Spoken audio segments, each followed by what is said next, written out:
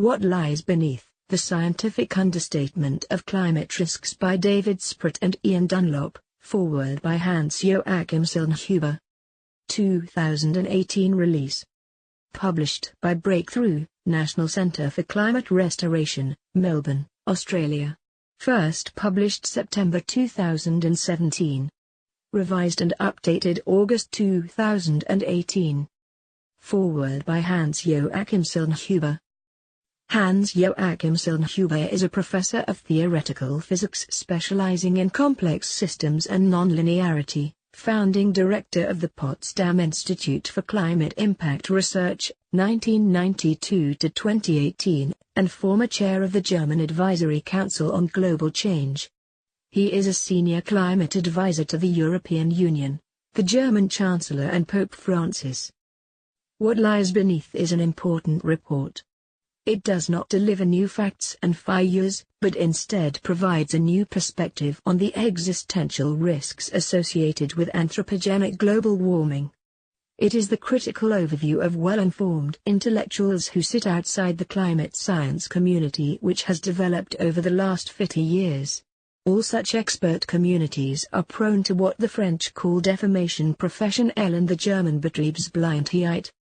Expressed in plain English, experts tend to establish a peer worldview which becomes ever more rigid and focused. Yet the crucial insights regarding the issue in question may lurk at the fringes, as this report suggests. This is particularly true when the issue is the very survival of our civilization, where conventional means of analysis may become useless. This dilemma notwithstanding, the Intergovernmental Panel on Climate Change, IPCC, bravely perseveres with its attempts to assess the multiple cause and effect relationships which comprise the climate problem. After delivering 5 fully fledged assessment reports, it is hardly surprising that a trend towards erring on the side of least drama has emerged. There are many reasons, both subtle and mundane. Let me highlight just one of each. Firstly, the IPCC is stricken with the probability obsession. Ever since statistics was established in the 16th century, scientists have tried to capture the complex, stochastic behavior of a given non-trivial object, such as a roulette wheel, by repeating the same experiment on that object many, many times. If there was a set of well-defined outcomes, such as the ball ending on the red or black of the wheel, then the probability of a specific outcome was simply the number of experiments delivering that outcome divided by the total number of experiments. This sounds reasonable, but can we even imagine applying that approach to global warming? Strictly speaking, we would have to redo the Industrial Revolution and the greenhouse gas emissions it triggered 1,000 times or so, always starting with the Earth system in its 1750 pre-industrial state. Then calculate the averaged observed outcome of that planetary experiment in terms of mean surface temperature rise, global biological productivity, total number of climate refugees, and many other variables. This is a nonsensical notion. Of course, climate scientists are not trying to treat the Earth like a roulette wheel, yet the statistical approach keeps on creeping into the assessments. How many times did the thermohail in circulation collapse under comparable conditions in the planetary past? How often did the Pacific enter a permanent El Niño state in the Holocene? And so on. These are valuable questions that can generate precious scientific insights. But we must never forget that we are in a unique situation with no precise historic analogue. The level of greenhouse gases in the atmosphere is now greater, and the Earth warmer, than human beings have ever experienced. And there are almost 8 billion of us now living on this planet. So calculating probabilities makes little sense in the most critical instances, such as the methane release dynamics in thawing permafrost areas or the potential failing of entire states in the climate crisis. Rather, we should identify possibilities, that is, potential developments in the planetary makeup that are consistent with the initial and boundary conditions, the processes and the drivers we know. This is akin to scenario planning, now being proposed for assessing climate risks in the corporate sector, where the consequences of a number of future possibilities, including those which may seem highly unlikely, but if major consequences are evaluated. This way one can overcome the probability obsession that not only fantasizes about the replicability of the singular, but also favors the familiar over the unknown and unexpected. As an extreme example, the fact that our world has never been destroyed previously would conventionally assign probability 0 to such an event. But this only holds true under steady-state assumptions, which are practically never warranted. Secondly, there is the devil's advocate reward. In the magnificent tradition of the Enlightenment, which shattered so many myths of the ancient regimes, scientists are trained to be skeptical about every proposition which cannot be directly verified by empirical evidence or derived from first principles, such as the invariability of the speed of light. So, if a researcher comes up with an entirely new thought, experts tend to reflexively dismiss it as speculative, which is actively a death warrant in the academic world. Whereas those who criticize the idea will be applauded, rewarded and promoted. This phenomenon is evident in every seminar, colloquium or learned society assembly. In turn, this means that scientific progress is often driven from the periphery, or occasionally, by eminent personalities whose seniority is beyond doubt. This does not at all imply that hypotheses need not be vindicated in due course, but out-of-the-box thinking is vital given the unprecedented climate risks which now confront human civilization. In conclusion, one should not be overly critical of the IPCC, since the scientists involved are doing what scientists are expected to do, to the very best of their ability in difficult circumstances. But climate change is now reaching the endgame, where very soon humanity must choose between taking unprecedented action, or accepting that it has been left too late and bear the consequences. Therefore, it is all the more important to listen to non-mainstream voices who do understand the issues and are less hesitant to cry wolf. Unfortunately for us, the wolf may already be in the house. Introduction.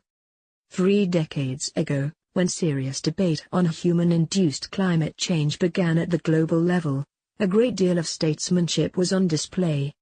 There was a preparedness to recognize that this was an issue transcending nation-states, ideologies and political parties which had to be addressed proactively in the long-term interests of humanity as a whole.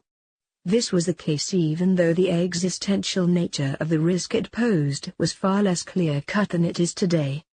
As global institutions, such as the United Nations Framework Convention on Climate Change, UNFC, which was established at the Rio Earth Summit in 1992, were developed to take up this challenge, and the extent of change this would demand of the fossil fuel-dominated world order became clearer. The forces of resistance began to mobilize.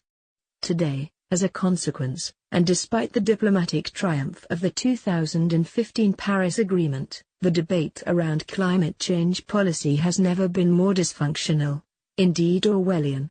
In his book 1984, George Orwell describes a doublethink totalitarian state where most of the population accepts the most flagrant violations of reality, because they never fully grasped the enormity of what was demanded of them, and were not sufficiently interested in public events to notice what was happening.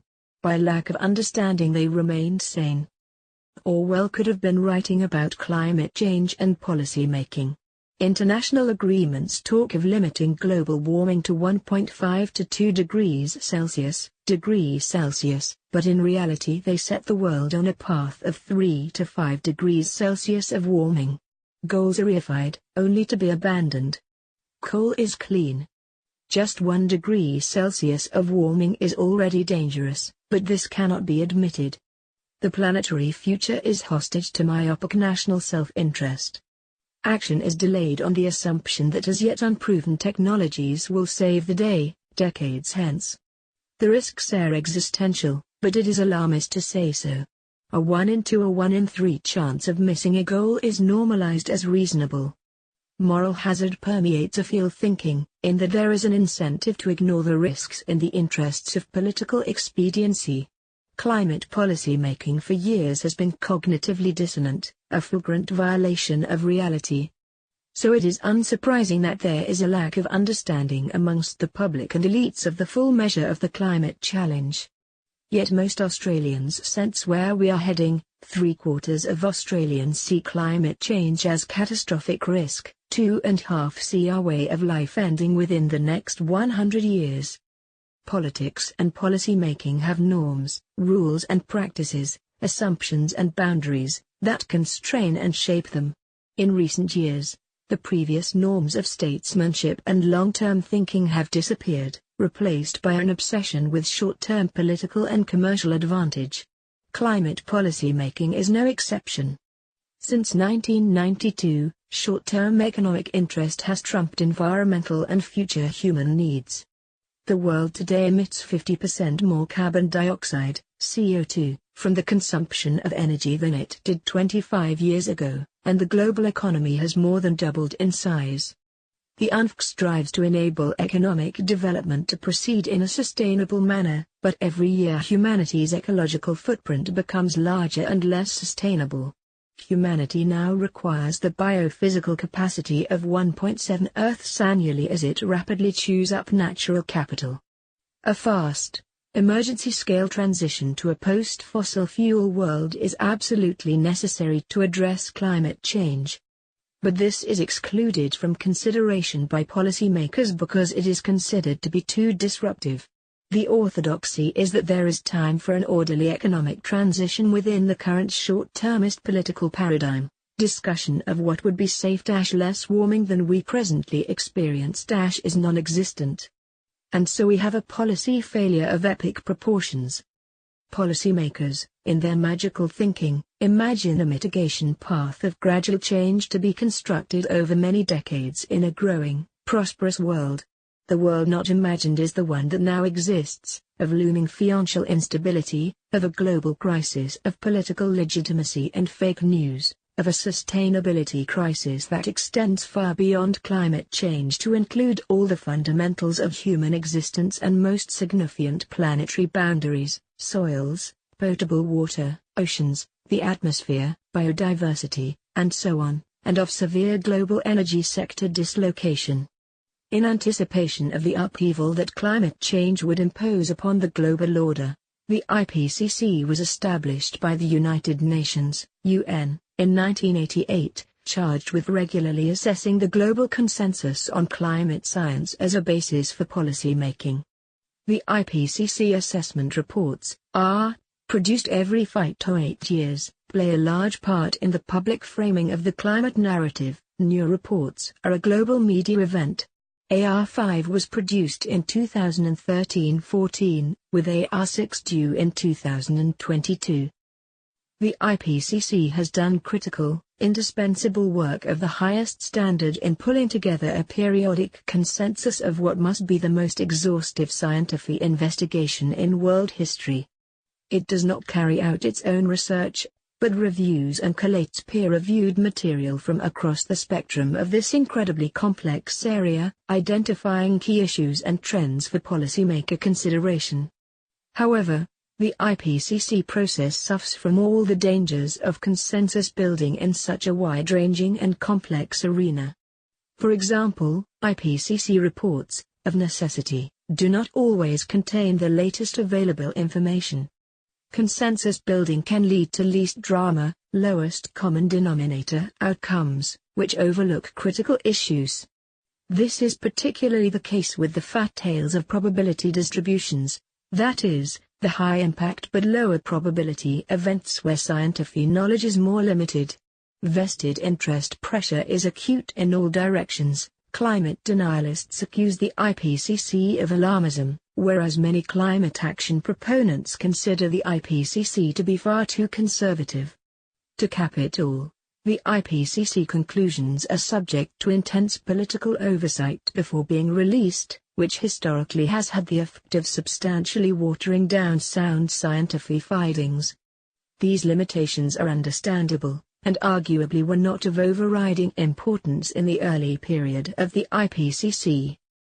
However, as time has progressed, it is now clear that the risks posed by climate change are far greater than previously anticipated.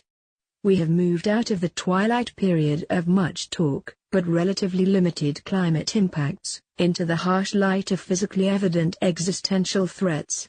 Climate change is now turning nasty, as we have witnessed recently in the North America, East, and South Asia, the Middle East and Europe, with record-breaking heat waves and wildfires, more intense flooding and more damaging hurricanes.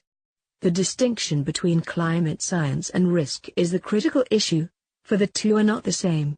Scientific reticence, a reluctance to spell out the full risk implications of climate science in the absence of perfect information, has become a major problem.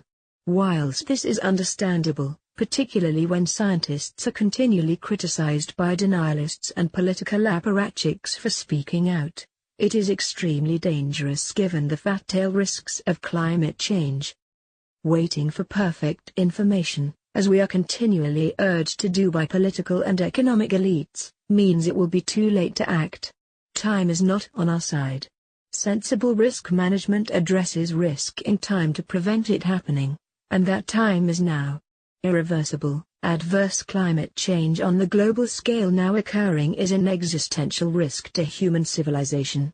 Many of the world's top climate scientists, Kevin Anderson, James Hansen, Michael Lehmann, Michael Oppenheimer, Naomi Oreskes, Stefan Rahmstorff, Eric Rignot, Hans-Joachim Schellnhuber, Kevin Trenberth and others, who are quoted in this report well understand these implications and are forthright about their findings, where we are heading, and the limitations of IPCC reports. This report seeks to alert the wider community and business and political leaders to these limitations and urges changes to the IPCC approach, to the wider UNFC negotiations, and to national policy making. It is clear that existing processes will not deliver the transformation to a carbon-negative world in the limited time now available. We urgently require a reframing of scientific research within an existential risk management framework. This requires special precautions that go well beyond conventional risk management. Like an iceberg, there is great danger in what lies beneath. We are climbing rapidly out of mankind's safe zone into new territory, and we have no idea if we can live in it. Professor Robert Call, 2007. Excessive caution. A 2013 study by Professor Naomi Oreskes and fellow researchers examined a number of past predictions made by climate scientists. They found that scientists have been conservative in their projections of the impacts of climate change and that at least some of the key attributes of global warming from increased atmospheric greenhouse gases have been underpredicted, particularly in IPCC assessments of the physical science. They concluded that climate scientists are not biased toward alarmism but rather the reverse of erring on the side of least drama, whose causes may include adherence to the scientific norms of restraint, objectivity, skepticism, rationality, dispassion, and moderation. This may cause scientists to underpredict or downplay future climate changes. This tallies with the view of economist Professor Ross Gurnout, who in 2011 reflected on his experience in presenting 2 climate reports to the Australian government. Gurnout questioned whether climate research had a conservative systematic bias due to scholarly reticence. He pointed to a pattern across diverse intellectual fields of research predictions being not too far away from the mainstream expectations and observed that in the climate field that this has been associated with understatement of the risks. As far back as 2007, then NASA climate science chief Professor James Hansen suggested that scientific reticence hinders communication with the public about the dangers of global warming and potentially large sea level rises. More recently he wrote that the effluxion is widespread and severe.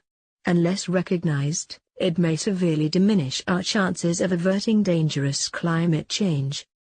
10 years after his 2006 climate report to the UK government, Sir Nicholas Stern reflected that science is telling us that impacts of global warming, like ice sheet and glacier melting, are now happening much more quickly than we anticipated.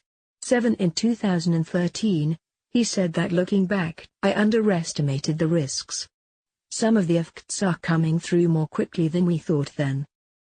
A recent study of climate scientists found a community which still identified strongly with an idealized picture of scientific rationality, in which the job of scientists is to get on with their research quietly and dispassionately. Point 9. The study said most climate scientists are resistant to participation in public policy engagement, leaving this task to a minority who are attacked by the media and even by their own colleagues.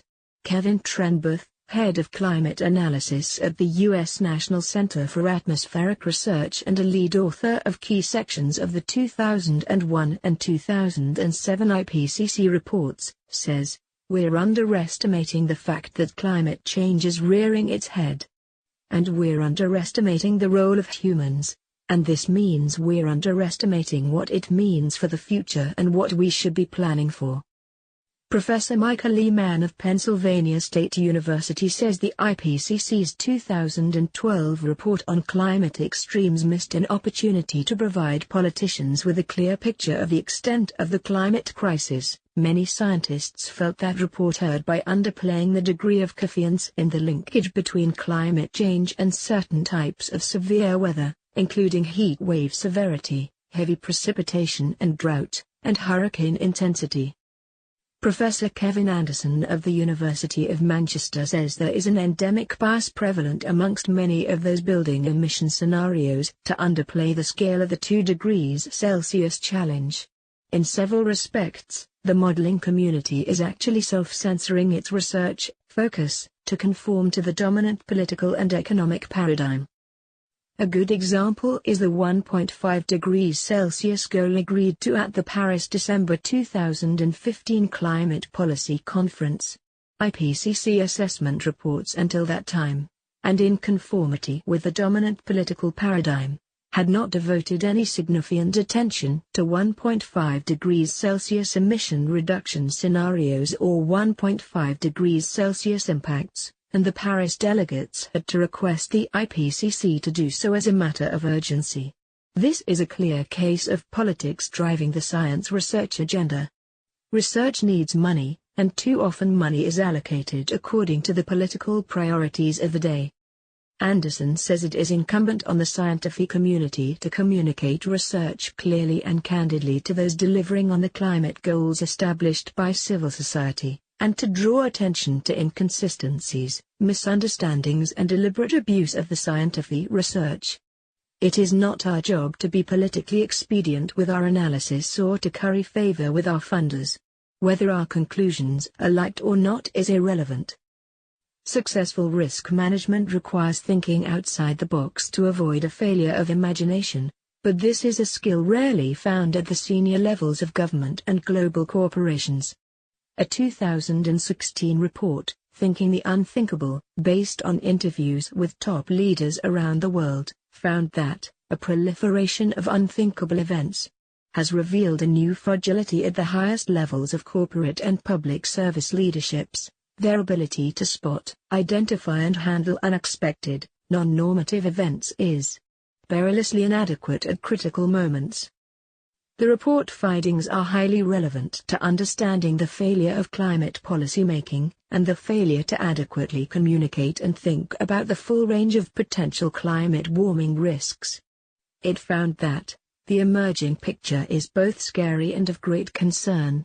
Remarkably, there remains a deep reluctance, or what might be called executive myopia amongst top leaders in both the public and private sectors, to see and contemplate even the possibility that unthinkables might happen, let alone how to handle them. The rate and scale of change is much faster than most are even prepared to concede or respond to. At the highest board and C-suite levels, executives and their public service equivalents confess to often being overwhelmed. Time is at such a premium that the pressing need to think, reflect and contemplate in the ways required by the new unthinkables is largely marginalized. Often blind eyes were turned, either because of a lack of will to believe the signs, or an active preference to deny and then not to engage. While the phrase, thinking the unthinkable, has an attractive rhetorical symmetry, a more appropriate and accurate phrase might in many cases therefore be thinking the unpalatable. These deficiencies are clearly evident at the upper levels of climate policymaking, nationally and globally. They must be corrected as a matter of extreme urgency. Thinking the unthinkable. The underestimation of risk. There are fundamental challenges in understanding and communicating risks. These include the importance of complex interactions in shaping risks, the need for rigorous expert judgment in evaluating risks, and the centrality of values, perceptions, and goals in determining both risks and responses. IPCC reports have underplayed high-end possibilities and failed to assess risks in a balanced manner. The failure to fully account for potential future changes to permafrost, frozen carbon stores on land and under the seabed, and other carbon cycle feedbacks is just one example. Dr. Barry Pittock, a former leader of the Climate Impact Group in XERO, wrote in 2006 that until now many scientists may have consciously or unconsciously downplayed the more extreme possibilities at the high end of the uncertainty range, in an attempt to appear moderate and responsible, that is, to avoid scaring people. However, true responsibility is to provide evidence of what must be avoided, to defy, quantify, and warn against possible dangerous or unacceptable outcomes. The situation has not improved. Sir Nicholas Stern said of the IPCC's fifth assessment report, essentially it reported on a body of literature that had systematically and grossly underestimated the risks and costs of unmanaged climate change. Professor Ross Garnout has also pointed to the understatement of the risks, in that we seem to be playing scientific catch-up, as reality is consistently on the most pessimistic boundary of previous projections. The Australian Climate Council reported in 2015, changes in the climate system are occurring more rapidly than previously projected, with larger and more damaging impacts now observed at lower temperatures than previously estimated. Such a situation is not a satisfactory basis on which to plan our future. Former senior coal fossil fuel executive and government advisor, Ian Dunlop, notes that dangerous impacts from the underlying, warming, trend have also manifested far faster and more extensively than global leaders and negotiators are prepared to recognize. Researchers say it is important to carry out analyses to identify what risky outcomes are possible, cannot be ruled out, starting with the biggest ones. In such analyses, it is useful to distinguish between two questions: what is most likely to happen? And how bad could things get? In looking at how to reframe climate change assessments around risk, it is important to deal adequately with low probability, high consequence outcomes, which can dominate calculations of total risk, and are thus worthy of special attention. Without such efforts, we court the kinds of failures of imagination that can prove so costly across risk domains. Traditional climate assessments have focused primarily on areas where the science is mature and uncertainties well characterized. For example, in the IPCC lexicon, future outcomes are considered unlikely if they lie outside the central 67% of the probability distribution. For many types of risk assessment, however, a 33% chance of occurrence would be very high, a 1% or 0.1% chance, or even lower probabilities, would be more typical thresholds. They emphasize that the envelope of possibilities, that is, the full range of possibilities for which one must be prepared, is often more important than the most likely future outcome, especially when the range of outcomes includes those that are particularly severe. They conclude that the application of scientific rather than risk-based norms in communicating climate change uncertainty has also made it easier for policymakers and other actors to downplay relevant future climate risks.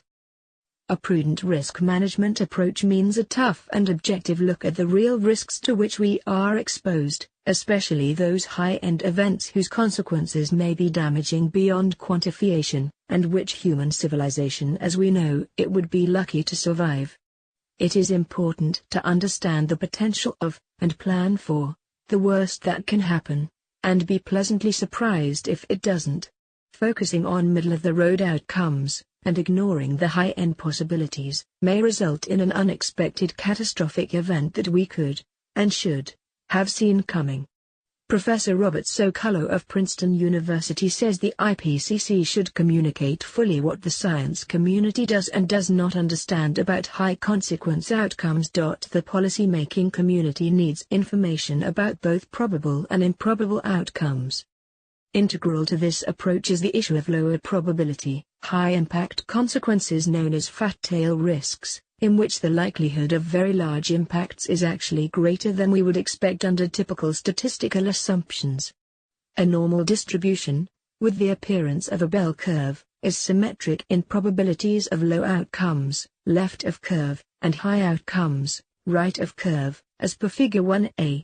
But, as Professor Michael Lehman explains, global warming instead displays what we call a heavy-tailed or fat-tailed distribution. There is more area under the far-right extreme of the curve than we would expect for a normal distribution, a greater likelihood of warming that is well in excess of the average amount of warming predicted by climate models, 24 as per Figure 1b.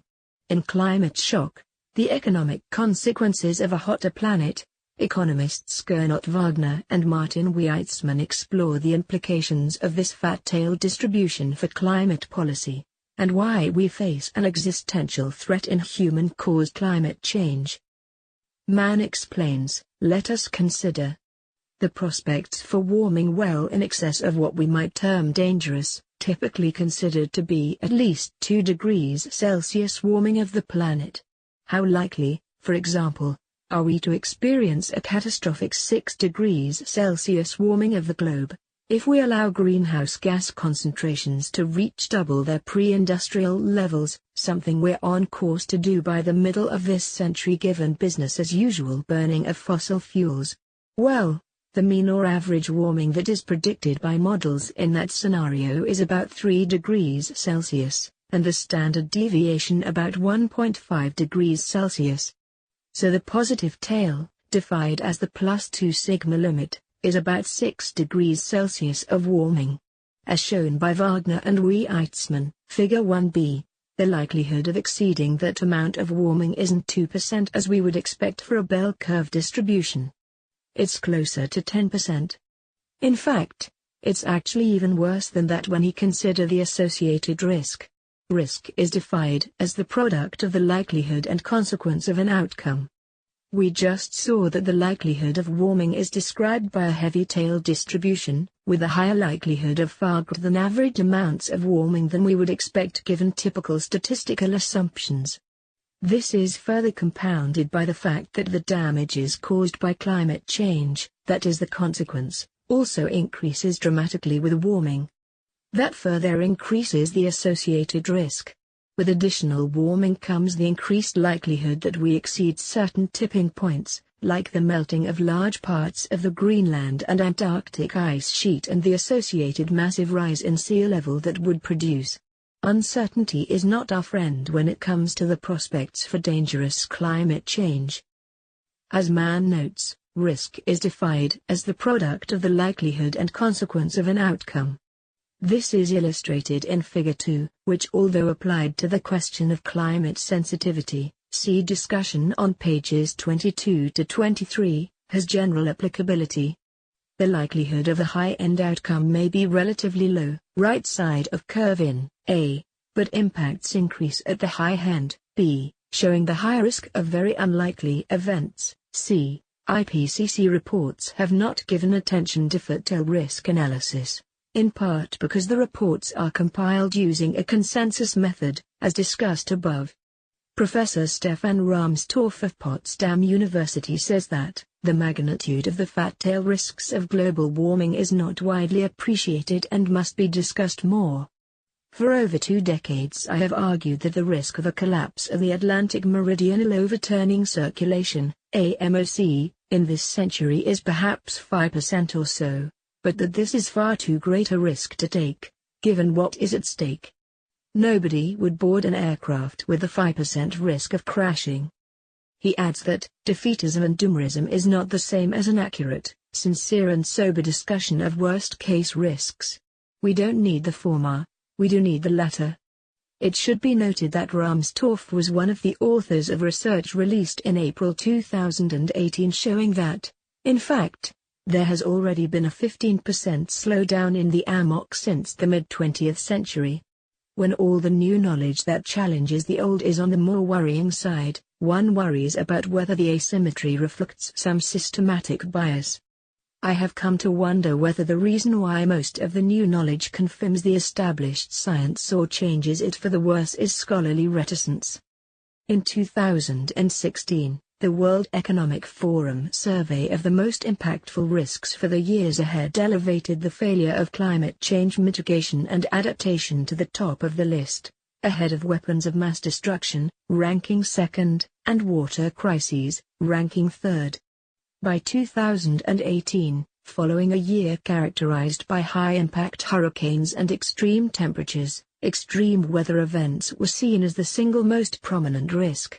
As the survey noted, we have been pushing our planet to the brink and the damage is becoming increasingly clear.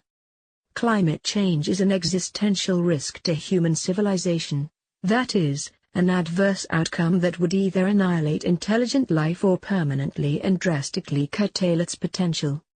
Temperature rises that are now in prospect, after the Paris Agreement, were in the range of 3 to 5 degrees Celsius.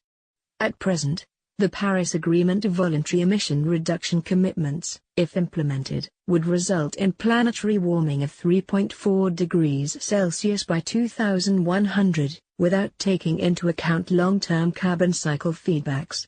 With a higher climate sensitivity figure of 4.5 degrees Celsius, for example, which would account for such feedbacks, the Paris path would result in around 5 degrees Celsius of warming, according to a MIT study. 31 A study by Schroeder Investment Management published in June 2017 found, after taking into account indicators across a wide range of the political, financial, energy and regulatory sectors, the average temperature increase implied for the Paris Agreement across all sectors was 4.1 degrees Celsius. Yet 3 degrees Celsius of warming already constitutes an existential risk. A 2007 study by 2 U.S. national security think tanks concluded that 3 degrees Celsius of warming and a 0.5-meter sea level rise would likely lead to outright chaos and nuclear war is possible, emphasizing how massive nonlinear events in the global environment give rise to massive nonlinear societal events. 33 The Global Challenges Foundation, GCF, explains what could happen if climate change was to reach 3 degrees Celsius. Most of Bangladesh and Florida would drown, while major coastal cities, Shanghai, Lagos, Mumbai, would be swamped, likely creating large FLWs of climate refugees. Most regions in the world would see a significant drop in food production and increasing numbers of extreme weather events, whether heat waves, floods or storms. This likely scenario for a 3 degrees Celsius rise does not take into account the considerable risk that self-reinforcing feedback loops set in when a certain threshold is reached, leading to an ever-increasing rise in temperature. Potential thresholds include the melting of the Arctic permafrost releasing methane into the atmosphere, forest dieback releasing the carbon currently stored in the Amazon and boreal forests, or the melting of polar ice caps that would no longer reflect away light and heat from the sun. Existential risk to human civilization. Warming of 4 degrees Celsius or more could reduce the global human population by 80% or 90%. 35 And the World Bank reports there is no certainty that adaptation to a 4 degrees Celsius world is possible. 36 Professor Kevin Anderson says a 4 degrees Celsius future is incompatible with an organized global community, is likely to be beyond adaptation, is devastating to the majority of ecosystems, and has a high probability of not being stable. 37 This is a commonly held sentiment amongst climate scientists. A recent study by the European Commission's Joint Research Centre found that if the global temperature rose 4 degrees Celsius, then extreme heat waves with apparent temperatures peaking at over 55 degrees Celsius will begin to regularly affect many densely populated parts of the world, forcing much activity in the modern industrial world to stop. 38. Apparent temperatures refers to the heat index, which quantifies the combined effect of heat and humidity to provide people with a means of avoiding dangerous conditions. In 2017, one of the first research papers to focus explicitly on existential climate risks proposed that mitigation goals be set in terms of climate risk category instead of a temperature threshold, and established a dangerous risk category of warming greater than 1.5 degrees Celsius, and a catastrophic category for warming of 3 degrees Celsius or more. The authors focused on the impacts on the world's poorest 3 billion people, on health and heat stress, and the impacts of climate extremes on such people with limited adaptation resources. They found that a 2 degrees Celsius warming would double the land area subject to deadly heat and expose 48% of the population to deadly heat. A 4 degrees Celsius warming by 2100 would subject 47% of the land area and almost 74% of the world population to deadly heat, which could pose existential risks to humans and mammals alike unless massive adaptation measures are implemented. A 2017 survey of global catastrophic risks by the Global Challenges Foundation found that, in high-end, climate scenarios, the scale of destruction is beyond our capacity to model, with a high likelihood of human civilization coming to an end. 84% of 8,000 people in 8 countries surveyed for the foundation considered climate change a global catastrophic risk. Existential risk may arise from a fast rate of system change, since the capacity to adapt, in both the natural and human worlds, is inversely proportional to the pace of change, amongst other factors. In 2004, researchers reported on the rate of warming as a driver of extinction. 42. Given we are now on a 3 to 5 degrees Celsius warming path this century, their findings are instructive. If the rate of change is 0.3 degrees Celsius per decade, 3 degrees Celsius per century, 15% of ecosystems will not be able to adapt. If the rate should exceed 0.4 degrees Celsius per decade, all ecosystems will be quickly destroyed, opportunistic species will dominate, and the breakdown of biological material will lead to even greater emissions of CO2. At 4 degrees Celsius of warming, the limits for adaptation for natural systems would largely be exceeded throughout the world. 43. Ecological breakdown of this scale would ensure an existential human crisis. By slow degrees, these existential risks are being recognized.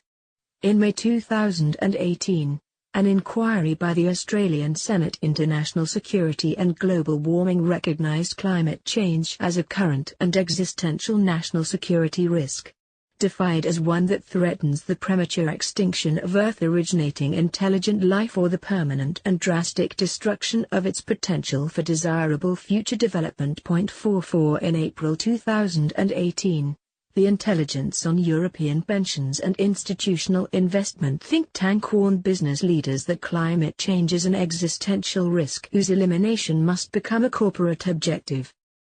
However, the most recent IPCC assessment report did not consider the issue.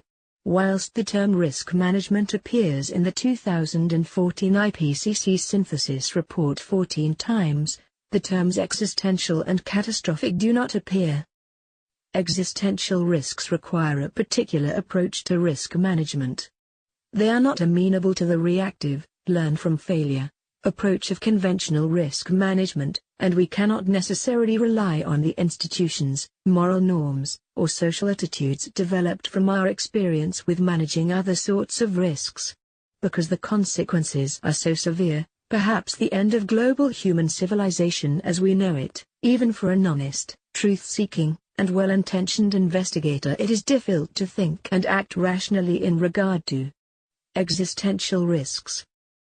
Existential risk management requires brutally honest articulation of the risks, opportunities and the response time frame, the development of new existential risk management techniques outside conventional politics, and global leadership and integrated policy.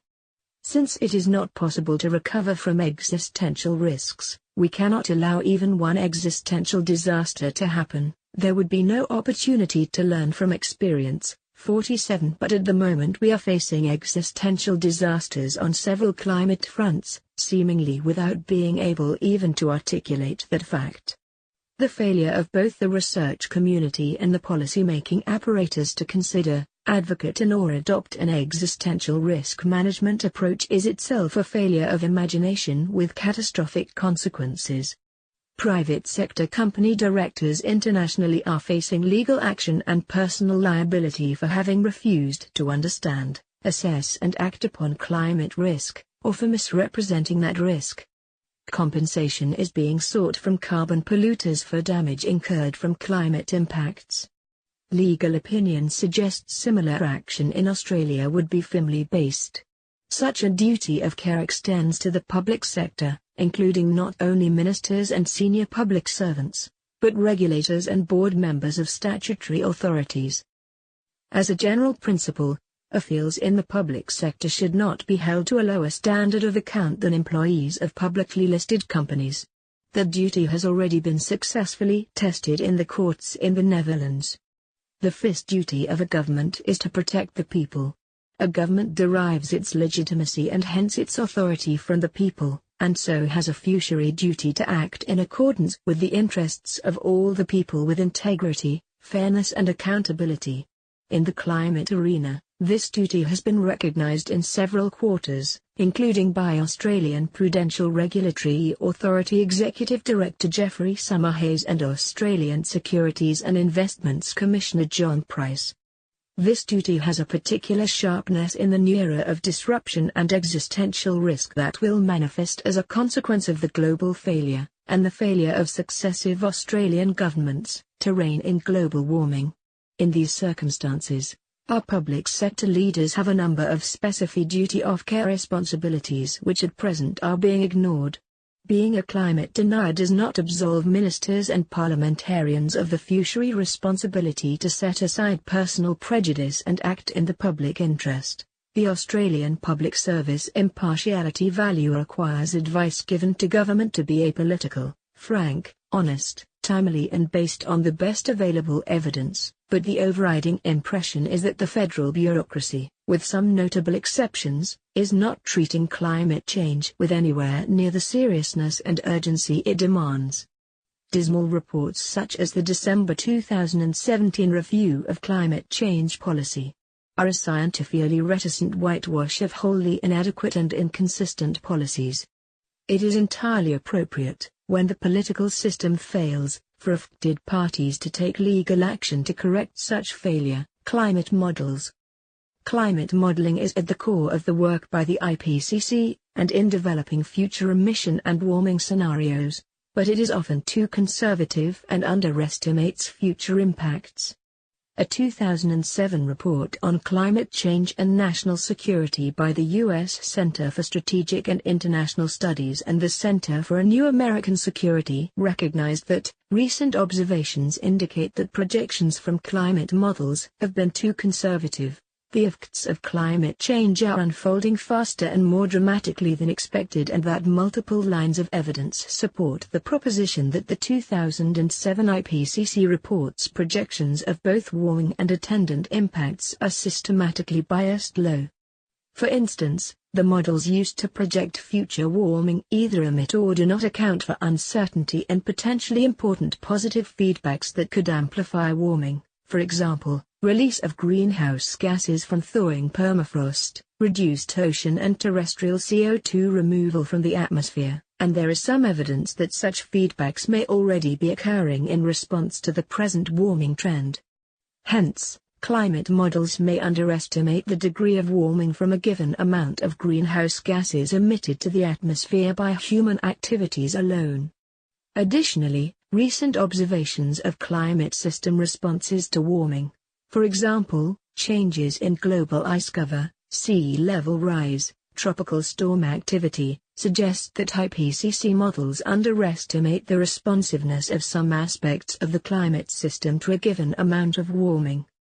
In 2015, researchers reported on the long-term feedbacks that global climate models ignore, as illustrated in Figure 3, where gray bars within the middle blue ellipse signify processes that are assumed to be, partly, inactive or non-existent in global climate models, but in reality are not. In the 2017 Fourth National Climate Assessment, U.S. government agencies found that positive feedbacks, self-reinforcing cycles, within the climate system have the potential to accelerate human-induced climate change and even shift the Earth's climate system, in part or in whole, into new states that are very different from those experienced in the recent past. And whilst some feedbacks and potential state shifts can be modeled and quantified, others can be modeled or identified but not quantified, and some are probably still unknown. Hence, while climate models incorporate important climate processes that can be well quantified, they do not include all the processes that can contribute to feedbacks, compound extreme events, and abrupt and/or irreversible changes. For this reason, future changes outside the range projected by climate models cannot be ruled out. Moreover, the systematic tendency of climate models to underestimate temperature change during warm paleoclimates suggests that climate models are more likely to underestimate than to overestimate the amount of long-term future change. At the 2017 Climate Policy Conference in Bonn, Phil Duff, the director of the Woods Hole Institute, explained that the best example of reticence is permafrost. It's absolutely essential that this feedback loop not get going seriously. If it does, there is simply no way to control it. He says the scientific failure occurs because none of this is in climate models and none of this is considered in the climate policy discussion. Climate models simply omit emissions from the warming permafrost, but we know that is the wrong answer because that tacitly assumes that these emissions are zero, and we know that's not right. There is a consistent pattern in the IPCC of presenting detailed, quantified, numerical, modeling results, but then briefly noting more severe possibilities, such as feedbacks that the models do not account for, in a descriptive, non-quantified form. Sea levels, polar ice sheets and some carbon cycle feedbacks are three examples. Because policymakers and the media are often drawn to headline numbers, this approach results in less attention being given to the most devastating, high-end, non-linear and difficult to quantify outcomes. Consensus around numerical results can result in an understatement of the risks. Oppenheimer et al. Point to the problem. The emphasis on consensus in IPCC reports has put the spotlight on expected outcomes, which then become anchored via numerical estimates in the minds of policymakers. It is now equally important that policymakers understand the more extreme possibilities that consensus may exclude or downplay. Given the anchoring that inevitably occurs around numerical values, the basis for quantitative uncertainty estimates provided must be broadened to give observational, paleoclimatic, or theoretical evidence of poorly understood phenomena comparable weight with evidence from numerical modeling. One possible improvement would be for the IPCC to fully include judgments from expert elicitations. Glaciologist Professor Eric Rignott says that one of the problems of IPCC is the strong desire to rely on physical models. He explains, for instance, in terms of sea level rise projection, the IPCC tends to downplay the importance of semi-empirical models. In the case of Antarctica, it may be another 10 years before fully coupled ice sheet ocean sea ice atmosphere models get the southern hemisphere atmospheric circulation, the Southern Ocean and the ice sheet right using physical models, with the full physics, at a high spatial resolution. In the meantime, it is essential to move forward our scientific understanding and inform the public and policymakers based on observations, basic physics, simpler models, well before the full-fledged physical models eventually get there. It is important to understand the distinction between full climate models and the semi-empirical approach, because IPCC reports appear to privilege the former at the expense of the latter. Sea level rise projections are a good example of this. Fully coupled models. Fully coupled global climate models or general circulation models, GCMs, are mathematical representations of the Earth's climate system, based on the laws of physics and chemistry. Run on computers, they simulate the interactions of the important drivers of climate, including atmosphere, oceans, land surface, ice interactions, to solve the full equations for mass and energy transfer and radiant exchange. Models are tested in the first instance by hindsight, how well, once loaded with the observed climate conditions, parameters, at a time in the past, do they reproduce what has happened since that point? They are limited by the capacity of modelers to understand the physical processes involved, so as to be able to represent them in quantitative terms. For example, ice sheet dynamics are poorly reproduced, and therefore key processes that control the response of ice FLW to a warming climate are not included in current ice sheet models. GCMs are being improved over time, and new higher capacity computers allow models of high resolution to be developed. Semi-empirical models. A semi-empirical model is a simpler, physically plausible model of reduced complexity that exploits statistical relationships. It combines current observations with some basic physical relationships observed from past climates, and theoretical considerations relating variables through fundamental principles, to project future climate conditions. For example, semi-empirical models can provide a pragmatic alternative to estimate the sea level response. 55 observing past rates of sea level change from the climate record when the forcing, energy imbalance in the system, was similar to today, gives insights into how quickly sea levels may rise in the next period. Thus a semi-empirical approach to projecting future sea level rise may relate the global sea level rise to global mean surface temperature.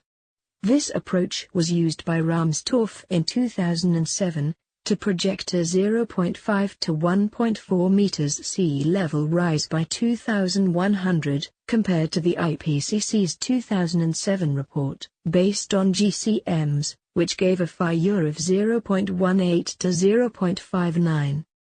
Semi-empirical models rely on observations from climate history, paleoclimatology, to establish relationships between variables.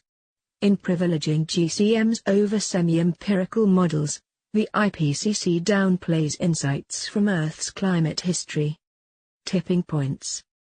A tipping point may be understood as the passing of a critical threshold in an Earth climate system component, such as major erosion and atmospheric circulation patterns, the polar ice sheets, and the terrestrial and ocean carbon stores, which produces a step change in the system.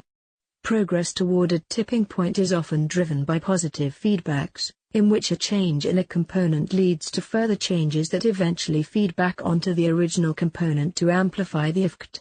A classic case in global warming is the ice albedo feedback, where decreases in the area of polar sea ice change surface reflectivity, trapping more heat from the sun and producing further sea ice loss. In some cases, passing one threshold will trigger further threshold events, for example, where substantial greenhouse gas releases from polar permafrost carbon stores increase warming, releasing even more permafrost carbon in a positive feedback, but also pushing other systems, such as polar ice sheets, past their threshold point. In a period of rapid warming, most major tipping points once crossed are irreversible in human time frames, principally due to the longevity of atmospheric CO2, 1,000 years. 57 For this reason, it is crucial that we understand as much as possible about near-term tipping points. Large-scale human interventions in slow-moving Earth system tipping points might allow a tipping point to be reversed, for example, by a large-scale atmospheric CO2 drawdown program, or solar radiation management. The scientific literature on tipping points is relatively recent. Our knowledge is limited because a system-level understanding of critical processes and feedbacks is still lacking in key Earth climate components, such as the polar regions, and no serious efforts have been made so far to identify and qualify the interactions between various tipping points. As discussed above, climate models are not yet good at dealing with tipping points. This is partly due to the nature of tipping points, where a particular and complex confluence of factors abruptly change a climate system characteristic and drive it to a different state. To model this, all the contributing factors and their forces have to be well identified, as well as their particular interactions, plus the interactions between tipping points.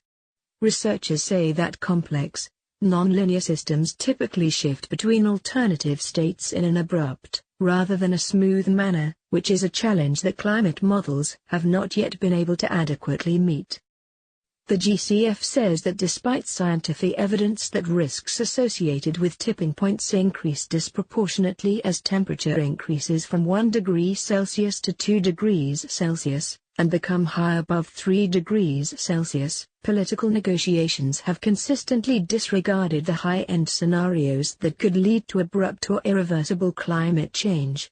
In its Global Catastrophic Risks 2017 report, the Foundation concludes that the world is currently completely unprepared to envisage, and even less deal with, the consequences of catastrophic climate change.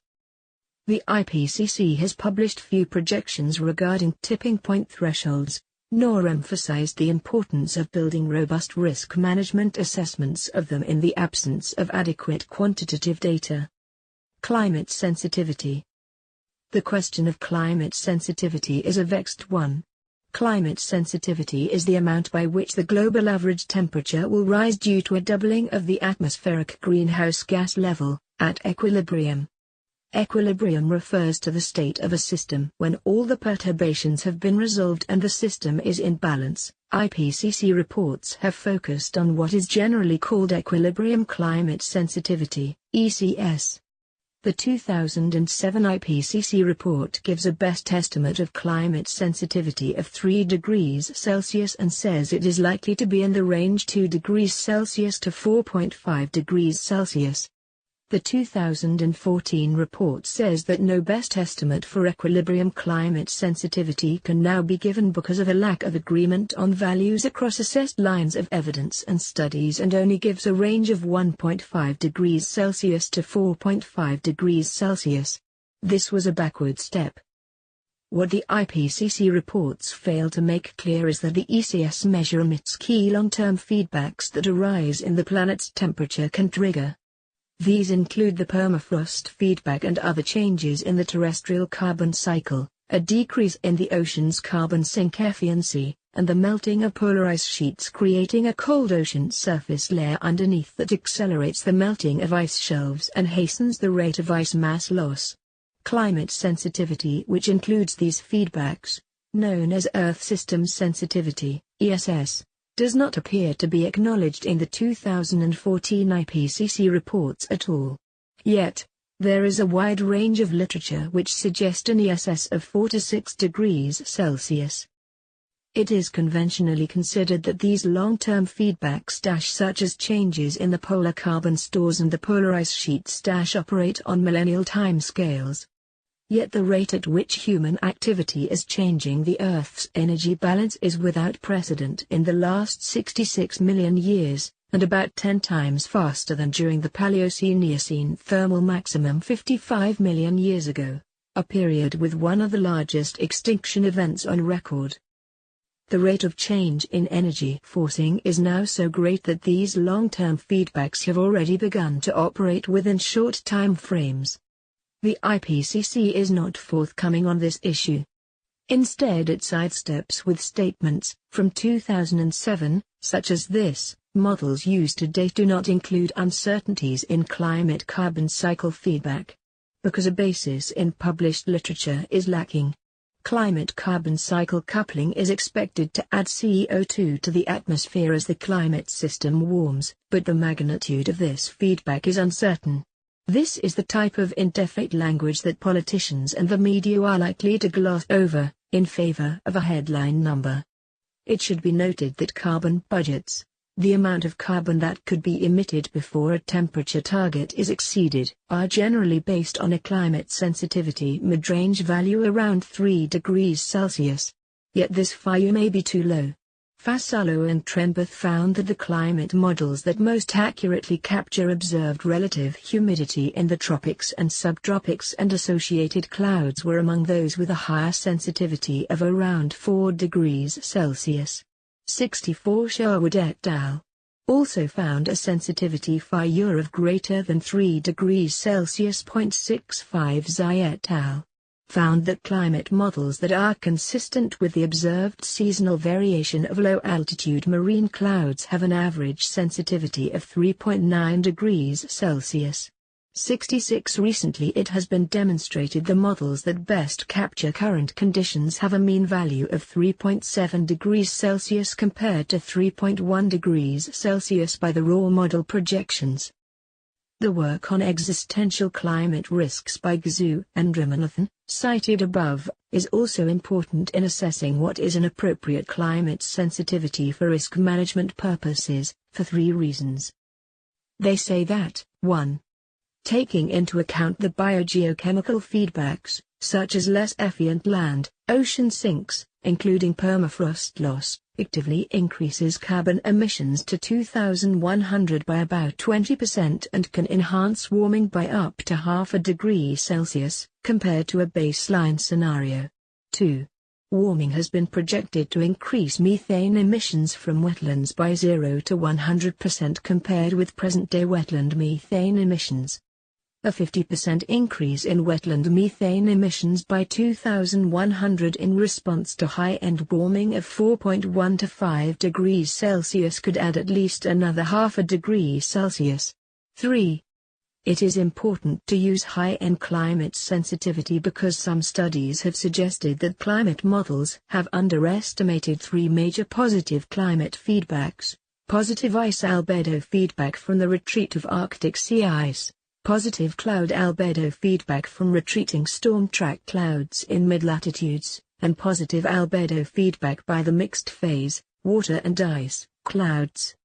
When these are taken into account, the ECS is more than 40% higher than the IPCC mid-FIUR, at 4.5 to 4.7 degrees Celsius, before adding up to another 1 degree Celsius of warming as described in 1 and 2 above. In research published in 2016, Friedrich et al. Show that climate models may be underestimating climate sensitivity because it is not uniform across different circumstances, but in fact higher in warmer, interglacial periods, such as the present, and lower in colder, glacial periods. 69 Based on a study of glacial cycles and temperatures over the last 800,000 years, the authors conclude that in warmer periods climate sensitivity averages around 4.88 degrees Celsius.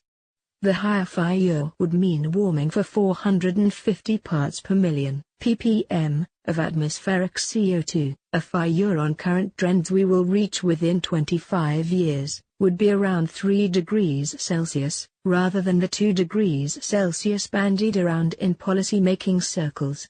Professor Michael Mann, of Penn State University, says the paper appears sound and the conclusions quite defensible. Carbon budgets. A carbon budget is an estimate of the total future human-caused greenhouse gas emissions, in tons of carbon, CO2 or CO2 equivalent, that would be consistent with limiting warming to a specified FIUR, such as 1.5 degrees Celsius or 2 degrees Celsius, with a given risk of exceeding the target, such as a 50%, 33% or 10% chance. The discussion of carbon budgets is frequently opaque. Often, it is difficult to ascertain whether the assumptions are realistic, for example whether the budget includes non-CO2 forcings such as methane and nitrous oxide. Too often, the risk of failure is not clearly spelt out, especially the fat tail risks.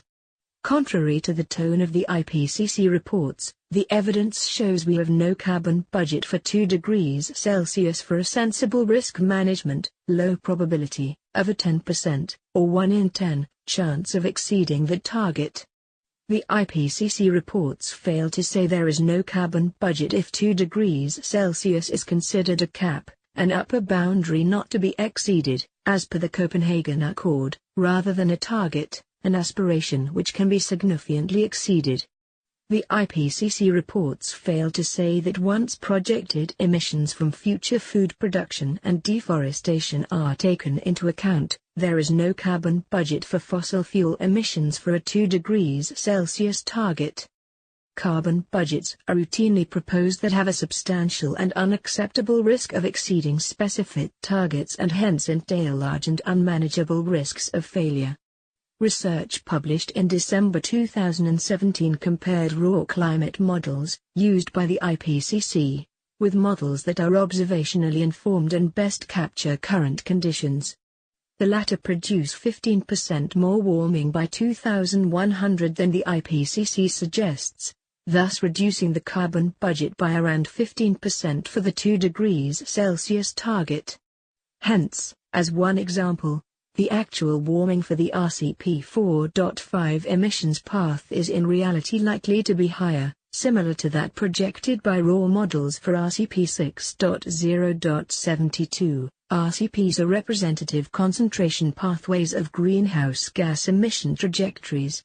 RCP 2.6 is the lowest and RCP 8.5 is the highest. This is consistent with findings 5 years earlier that climate model projections which show a greater rise in global temperature are likely to prove more accurate than those showing a lesser rise. As well, the IPCC uses a definition of global mean surface temperature that underestimates the amount of warming over the pre-industrial level. When estimates for the effect of calculating 1. Warming for total global coverage rather than from the coverage for which observations are available. 2. Warming using surface air temperature measurements, SATs, over the entire globe instead of the observational blend of sea surface temperatures, SSTs, and SATs. And 3. Warming from a pre-industrial, instead of a late 19th century baseline, are taken into account. The underestimation is around 0.3 degrees Celsius. This results in a significant overestimation of allowable emissions. For example, for stabilization at 2 degrees Celsius, allowable emissions decrease by as much as 40% when earlier than 19th century climates are considered as a baseline.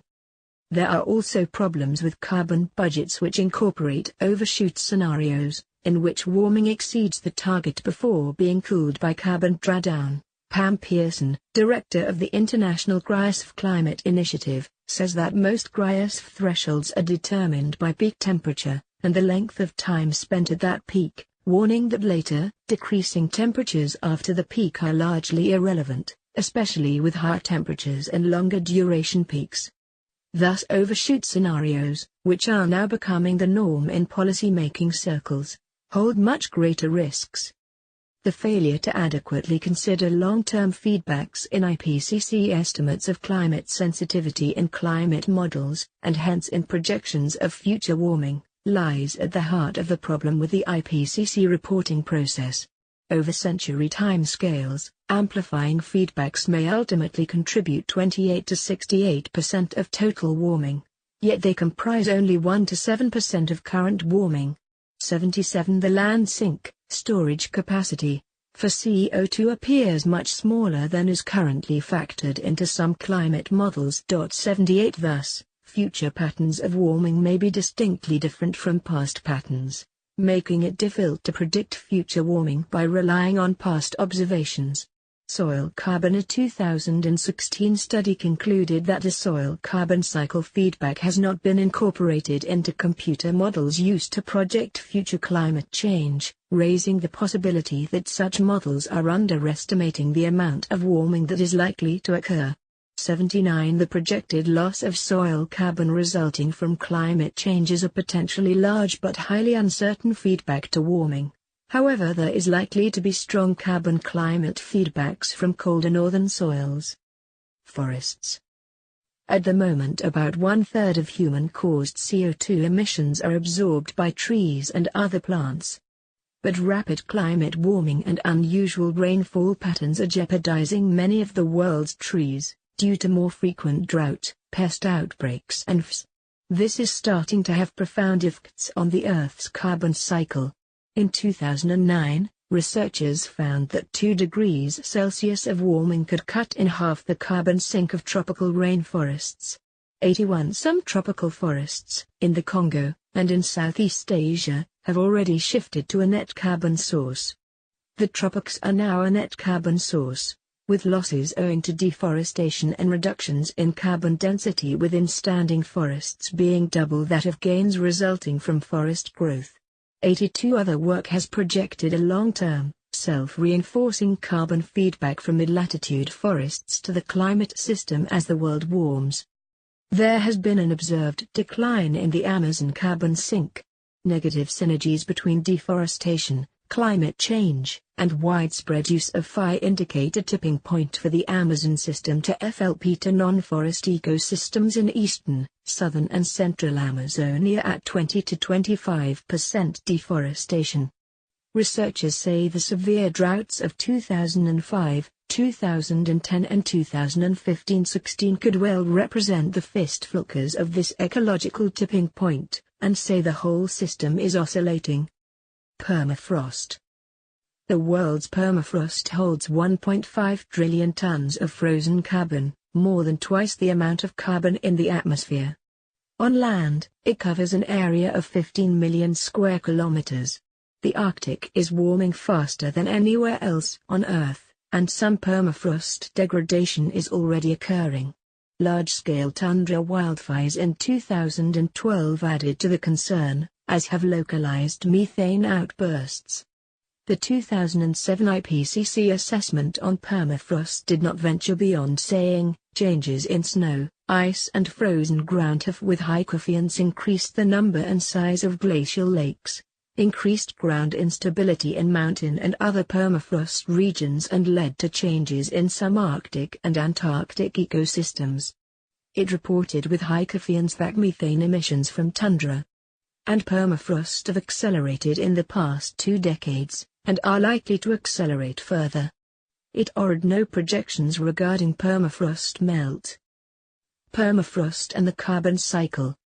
Yet, in 2005, Lawrence and Slater had shown that a doubling of CO2 levels by 2100, a path to 3 degrees Celsius of warming, would reduce the land permafrost area by more than half and melt much of the top 3 meters. 85. In 2017, permafrost area loss was estimated to be 4 million square kilometers for each 1 degree Celsius of warming. The 2014 Summary for Policymakers, SPM, said, "It is virtually certain that near-surface permafrost extent at high northern latitudes will be reduced as global mean surface temperature increases, with the area of permafrost near the surface, up to 3.5 meters, projected to decrease by 37%, RCP 2.6, to 81%, RCP 8.5, for the multimodal average, medium coefficients." That was it. The effect of the permafrost carbon feedback has not been included in the IPCC scenarios, including the 2014 report. This is despite clear evidence that the permafrost carbon feedback will change the Arctic from a carbon sink to a source after the mid-2020s and is strong enough to cancel 42 to 88% of the total global land sink. In 2012, researchers found that, for the 2100 median forecasts, there would be 0.23 to 0.27 degrees Celsius of extra warming due to permafrost feedbacks. Some scientists consider that 1.5 degrees Celsius appears to be something of a tipping point for extensive permafrost thaw.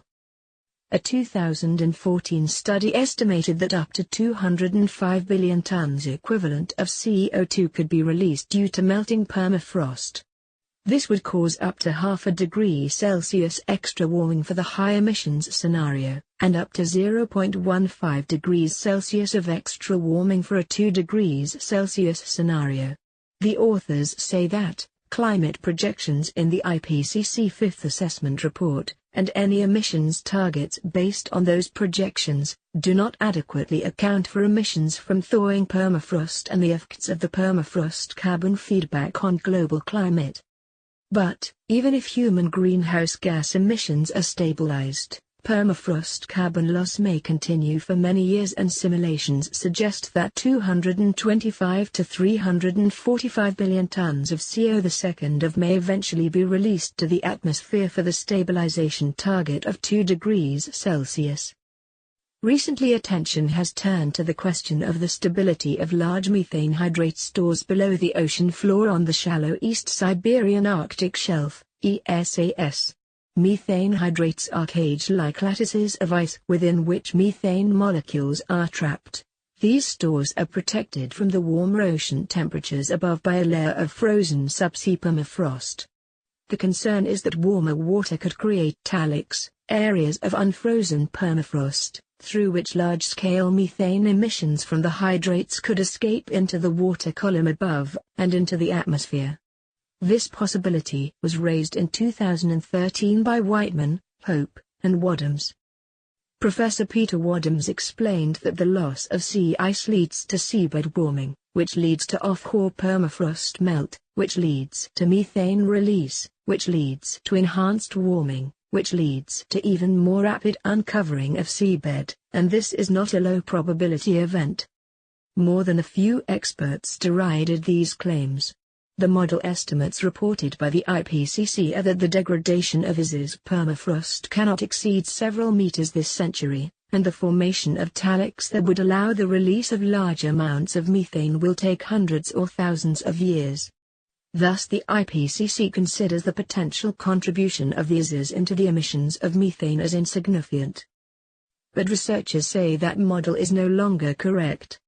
In August 2017, they announced that, in some areas of the East Siberian Arctic Shelf, the roof of the subsea permafrost had already reached the depth of hydrate stability, the destruction of which may cause massive releases of bubble methane.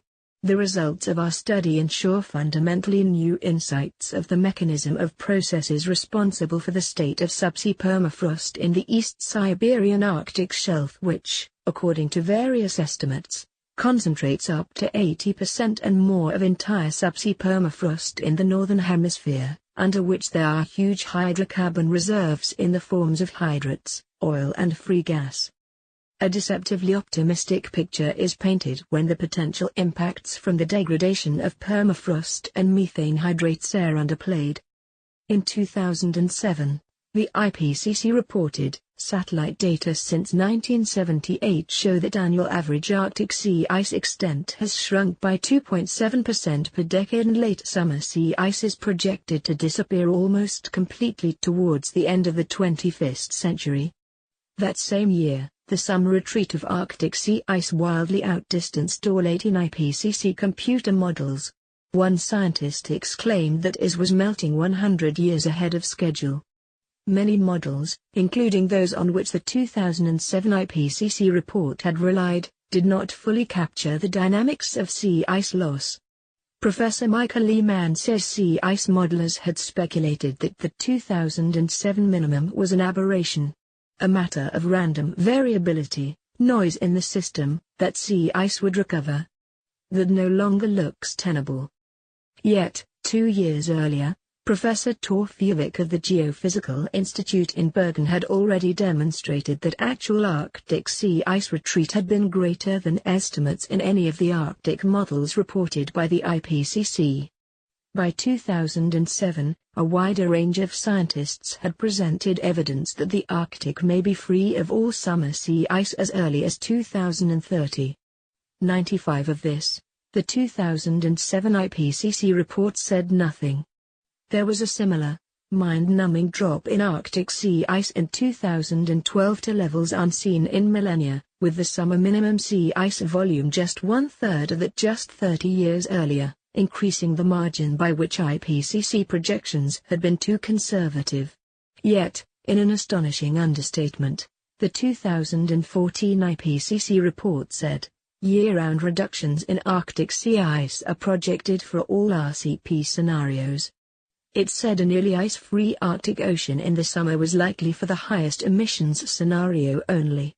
In reality, summer ice is thinning faster than every climate projection, tipping points have been crossed for sea ice-free summer conditions, and today's scientists say an ice-free summer Arctic could be just years away, not many decades. Model limitations are hindering our ability to predict the future state of Arctic sea ice, and the majority of general climate models have not been able to adequately reproduce observed multidecadal sea ice variability and trends in the Pan-Arctic region, so their trend in September Arctic sea ice extent is approximately 30 years behind the observed trend. The loss of sea ice reduces the planet's reflectivity and adds to warming. But this positive feedback is not fully incorporated into models in circumstances where the rate of sea ice loss is more rapid than expected in the models, as is occurring now. To keep global temperature increase below 2 degrees Celsius, global CO2 emissions would need to reach 0.5 to 15 years earlier, and the carbon budget would need to be reduced by 20 to 51% to aid this additional source of warming. Because climate models are missing key real-world interactions and generally have been poor at dealing with the rate of Arctic sea ice retreat, expert elicitations play a key role in considering whether the Arctic has passed a very significant and dangerous tipping point. 98 But the IPCC has not done this. Arctic sea ice polar ice mass loss. In 1995, the IPCC projected little change in the extent of the Greenland and Antarctic ice sheets over the next 5,100 years. The 2001 IPCC report suggested that neither the Greenland nor the Antarctic ice sheets would lose significant mass by 2100. The 2007 IPCC report said there were uncertainties in the full effects of changes in ice sheet FLW, and a suggestion that partial loss of ice sheets on polar land could imply meters of sea level rise. Such changes are projected to occur over millennial time scales. The reality is very different. Greenland ice sheet. In 2007, the IPCC reported, contraction of the Greenland ice sheet is projected to continue to contribute to sea level rise after 2100. Current models suggest virtually complete elimination of the Greenland ice sheet and a resulting contribution to sea level rise of about 7 meters if global average warming was sustained for millennia in excess of 1.9 to 4.6 degrees Celsius relative to pre-industrial values. This was despite two 2006 studies, which found the Greenland ice cap may be melting 3 times faster than indicated by previous measurements, warnings that we are close to being committed to a collapse of the Greenland ice sheet, and reports that rising Arctic regional temperatures are already at the threshold beyond which glaciologists think their Greenland ice sheet may be doomed. The 2007 assessment did not take into account the potential melting of Greenland, which I think was a mistake, said Robert Watson, Chief Scientific Advisor for Britain's Department for Environmental Affairs and Chairman of the IPCC's 2001 assessment. By 2014, the IPCC was reporting that over the period 1992 to 2011, the Greenland and Antarctic ice sheets have been losing mass, likely at a larger rate over 2002 to 2011. The loss of the Greenland ice sheet will be a period over a millennium or more, with a threshold between 1 degree Celsius and 4 degrees Celsius of warming. In fact, the annual rate of loss had doubled in the period 2003 to 2010 compared with the rate throughout the 20th century. By this time, many leading cryosphere scientists were saying informally that Greenland had passed its tipping point, is already lost, and similar sentiments. And a year before, a significant research paper had estimated the tipping point for Greenland ice sheet as 1.6 degrees Celsius, with an uncertainty range of 0.8 to 3.2 degrees Celsius. And there was clear satellite evidence of accelerating ice mass loss. The loss of ice mass from Greenland is accelerating, which is drawing increasing levels of concerns from scientists. What keeps cryosphere scientists up at night are irreversible thresholds, particularly West Antarctica and Greenland, says Pam Pearson, director of the International Cryosphere Climate Initiative. Current generation climate models are not yet all that helpful for predicting Greenland ice mass loss. They have a poor understanding of the processes involved, and the acceleration, retreat and thinning of outlet glaciers are poorly or not represented. In the case of Greenland, the adverse consequences for policymaking of the IPCC's method of privileging global climate model results over observations, historical data and expert elucidations can be clearly seen. It is hard not to imagine the rate of Greenland ice sheet deglaciation continuing to accelerate as the climate continues to warm, reflectivity declines, and late summer ocean conditions become sea ice-free. In 2012, then NASA climate science chief James Hansen told Bloomberg that, "Our greatest concern is that loss of Arctic sea ice creates a grave threat of passing two other tipping points, the potential instability of the Greenland ice sheet and methane hydrates. These latter two tipping points would have consequences that are practically irreversible on time scales of relevance to humanity." On this very grave threat, the IPCC is mute. Antarctic ice sheet. The 2007 IPCC assessment preferred current global model studies project that the Antarctic ice sheet will remain too cold for widespread surface melting and gain mass due to increased snowfall. However, net loss of ice mass could occur if dynamical ice discharge dominates the ice sheet mass balance. Reality and new research would soon undermine this one-sided reliance by the IPCC on models with poor cryosf performance. By the 2014 IPCC assessment, the story was based on current understanding, from observations, physical understanding and modeling. Only the collapse of marine-based sectors of the Antarctic ice sheet, if initiated, could cause global mean sea level to rise substantially above the likely range during the 21st century. There is medium confidence that this additional contribution would not exceed several tenths of a meter of sea level rise during the 21st century. And, abrupt and irreversible ice loss from the Antarctic ice sheet is possible, but current evidence and understanding is insufficient to make a quantitative assessment. This was another blunder. Observations of accelerating ice mass loss in West Antarctica were well established by this time. It is likely that the Amundsen Sea sector of the West Antarctic ice sheet has already been destabilized. Ice retreat is unstoppable for the current conditions, and no acceleration in climate change is necessary to trigger the collapse of the rest of the West Antarctic ice sheet, with loss of a significant fraction on a decadal to century time scale. One of the most significant research findings in 2014 was that the tipping point has already passed for one of these long-term events. Scientists found that the retreat of ice in the Amundsen Sea sector of West Antarctica was unstoppable, with major consequences. It will mean that sea levels will rise 1 meter worldwide. Its disappearance will likely trigger the collapse of the rest of the West Antarctic ice sheet, which comes with a sea level rise of between 3 to 5 meters. Such an event will displace millions of people worldwide. This was a world away from the IPCC report of the same year. In 2016, another significant study concluded that Antarctica has the potential to contribute more than a meter of sea level rise by 2100 and more than 15 meters by 2500. 108 Compare this to the IPCC report, just a year earlier, that Antarctica's contribution to rising sea levels would not exceed several tenths of a meter. During the 21st century, as well, partial deglaciation of the East Antarctic ice sheet is likely for the current level of atmospheric CO2, contributing 10 meters or more of sea level rise in the longer run, and 5 meters in the first 200 years. The increasing rate of change in Antarctica was brought to light with the publication, in June 2018, of the most comprehensive yet analysis of changes to the ice sheet.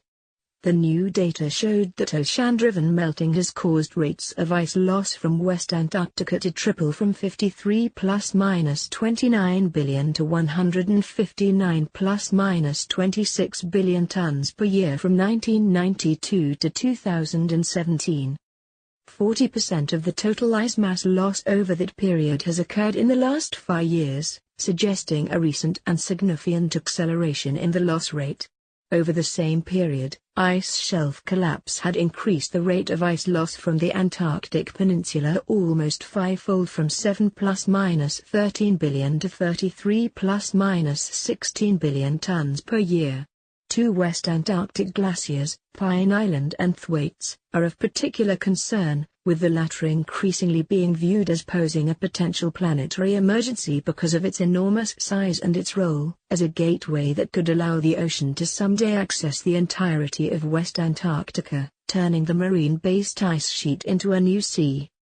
This is the scenario Professor James Hansen warned about a decade ago in a paper on sea level rise and scientific reticence. Let us say that the ice sheet contribution is 1 centimeter for the decade 2005 to 2015 and that it doubles each decade until the West Antarctic ice sheet is largely depleted. That time constant yields sea level rise of the order of 5 meters this century. Of course I cannot prove that my choice of a 10-year doubling time for nonlinear response is accurate, but I would bet $1,000 to a donut that it is a far better estimate than a linear response for the ice sheet component of sea level rise, of around 0.5 meter. The fate of the world's coastlines has become a classic example of how the IPCC, when confronted with conflicting science, tends to go for the least drama position. In the 2001 assessment report, the IPCC projected a sea level rise of 2 mm per year. By 2007, the researchers found that the range of the 2001 predictions were lower than the actual rise. Satellite data showed that levels had risen by an average of 3.3 mm per year between 1993 and 2006. The worst-case scenario in the 2007 report, which looked mostly at thermal expansion of the oceans as temperatures warmed, projected up to 0.59 meter of sea level rise by century's end. In an extraordinary verbal contortion, it then said it did not assess the likelihood, nor provide a best estimate or an upper bound for sea level rise. The projections do not include uncertainties in climate carbon cycle feedbacks nor the full effects of changes in ice sheet FLW, therefore the upper values of the ranges are not to be considered upper bounds for sea level rise. They include a contribution from increased Greenland and Antarctic ice FLW at the rates observed for 1993 to 2003, but this could increase or decrease in the future. Yet, in early 2007, Rahmstorff had presented a semi-empirical relation that connects global sea level rise to global mean surface temperature, which resulted in a projected sea level rise in 2100 of 0.5 to 1.4 meters above the 1990 level. Many climate scientists received the 2007 IPCC report's suggestion of a sea level rise of 18 to 59 centimeters by 2100 with dismay, because it seriously underestimated the problem. Even before the 2007 report appeared, Hansen warned of a scientific reticence which, in a case such as ice sheet instability and sea level rise, results in a danger in excessive caution. We may rue reticence, if it serves to lock in future disasters.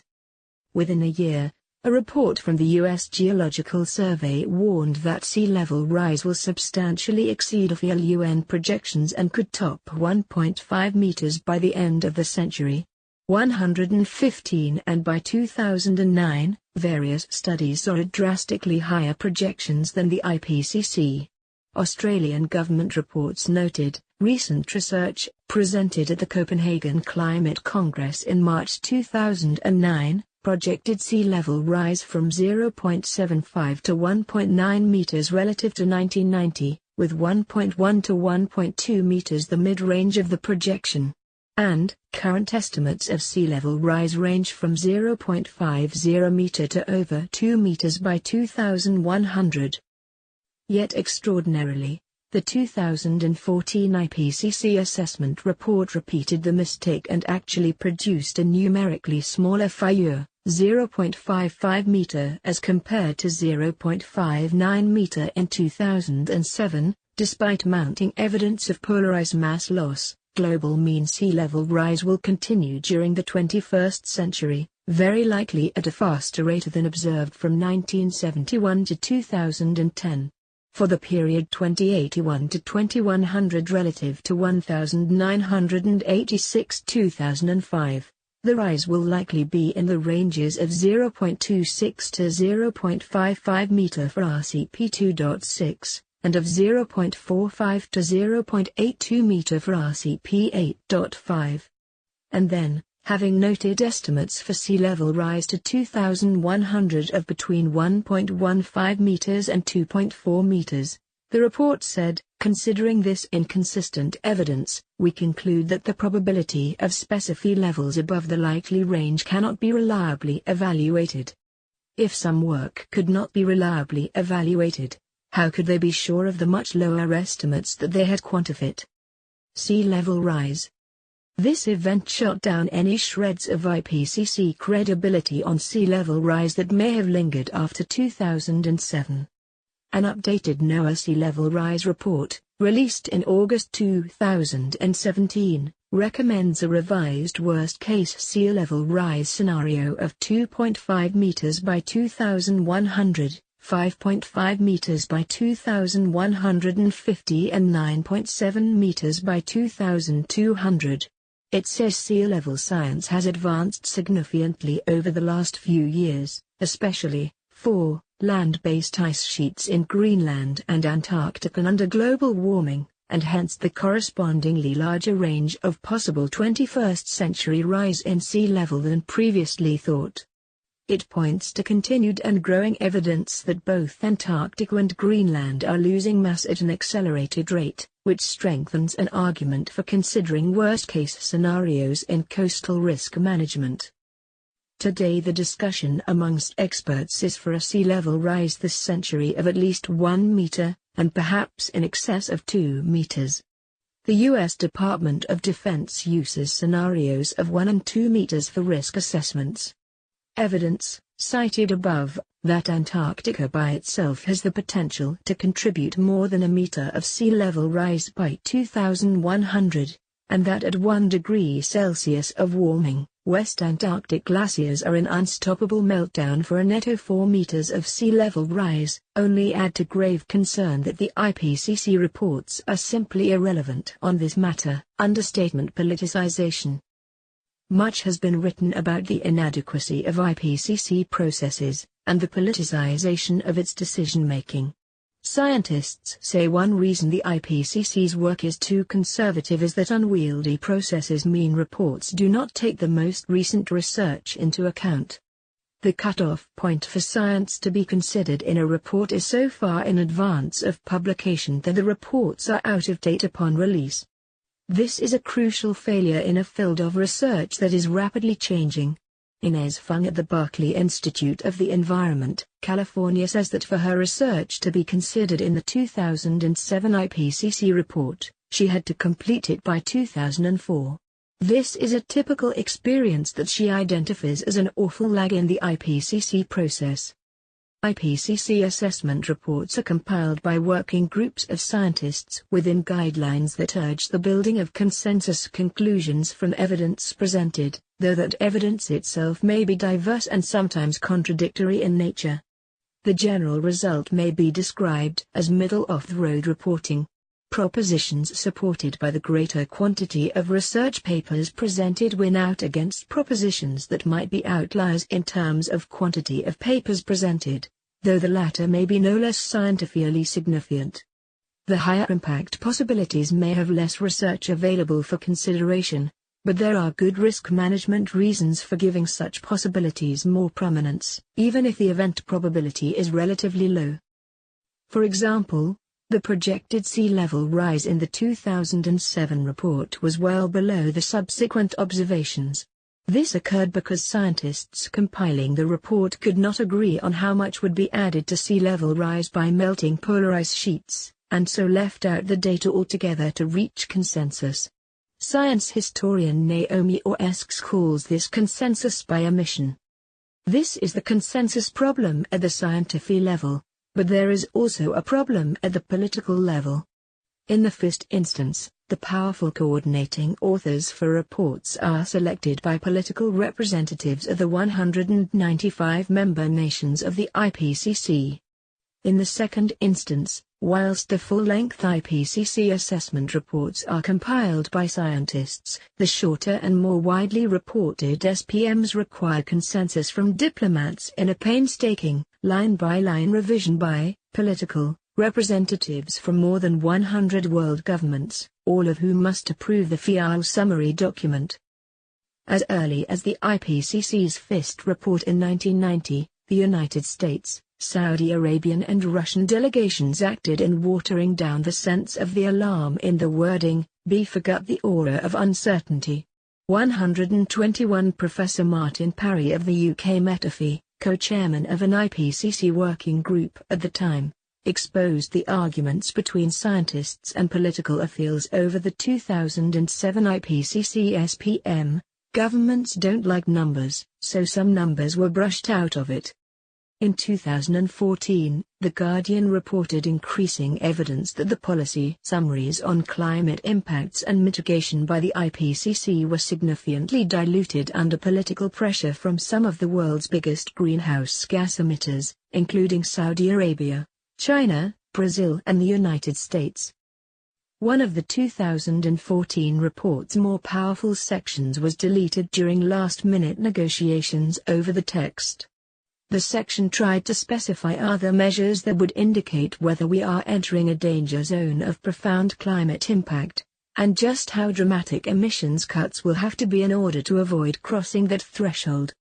Professor Michael Oppenheimer, an eminent climate scientist at Princeton University who was also part of the co-writing team, suggests that politics got in the way.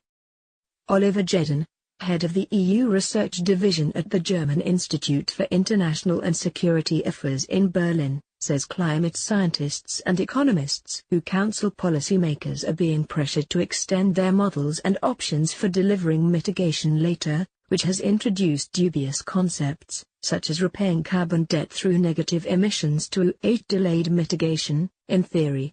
125 He says that climate researchers who advise policymakers feel that they have two options, to be pragmatic or be ignored. Many advisors are choosing pragmatism.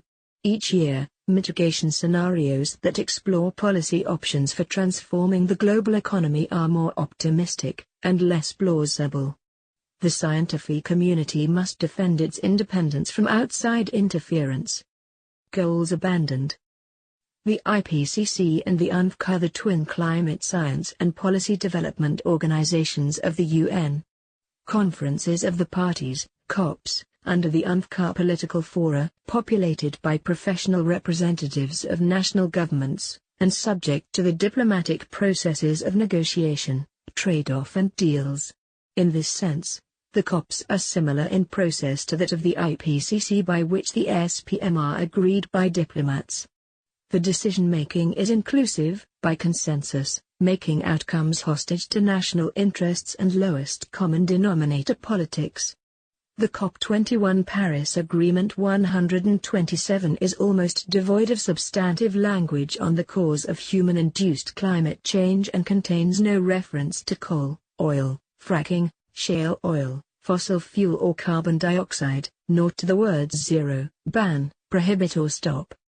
By way of comparison, the term adaptation occurs more than 80 times in 31 pages, though responsibility for forcing others to adapt is not mentioned, and both liability and compensation are explicitly excluded.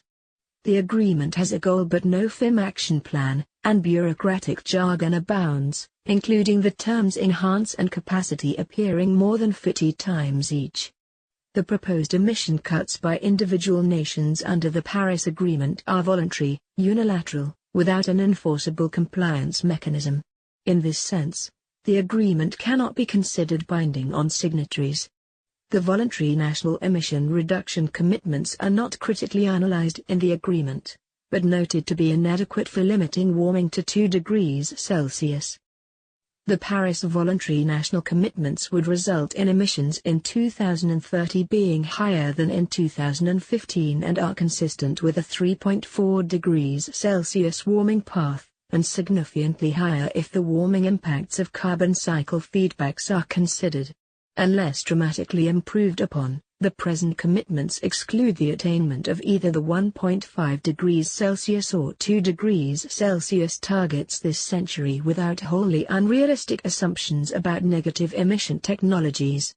The UNFCCC primary goal is to stabilize greenhouse gas concentrations in the atmosphere at a level that would prevent dangerous anthropogenic interference with the climate system.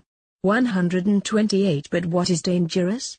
Traditionally, policymakers have focused on the 2 degrees Celsius target, but the Paris Agreement emphasizes holding the increase in the global average temperature to well below 2 degrees Celsius above pre-industrial levels and pursuing efforts to limit the temperature increase to 1.5 degrees Celsius.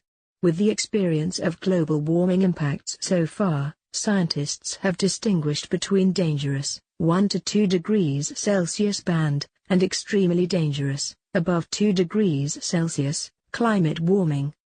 But we now have evidence that significant tipping points, for example, summer sea ice-free Arctic conditions, the loss of West Antarctic glaciers and a multi-meter sea level rise, have very likely been passed at less than 1 degree Celsius of warming. 130 As well, evidence is accumulating that around the current level of warming more elements of the system may be heading towards tipping points or experiencing qualitative change.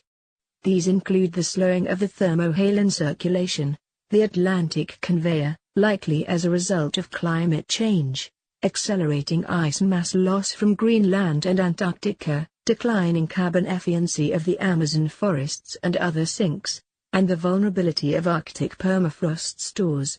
Warming of 1.5 degrees Celsius would set sea level rises in train sufficient to challenge significant components of human civilization, besides reducing the world's coral ecosystems to remnant structures. In other words, climate change is already dangerous, but the UNFCCC processes have not acknowledged this reality, proposing higher warming targets as policy goals. Nor has the IPCC process, with the lags in its publication process, and a burning embers representation of the risks that again looks too conservative. An expert panel recently concluded that warming would need to be limited to 1.2 degrees Celsius to save the Great Barrier Reef. 132 That is probably too optimistic, but with a current warming trend of about 1.1 degrees Celsius and 2016 global average warming above 1.2 degrees Celsius, it also demonstrates that climate change is already dangerous. The question as to what would be safe for the protection of people and other species is not addressed by policymakers.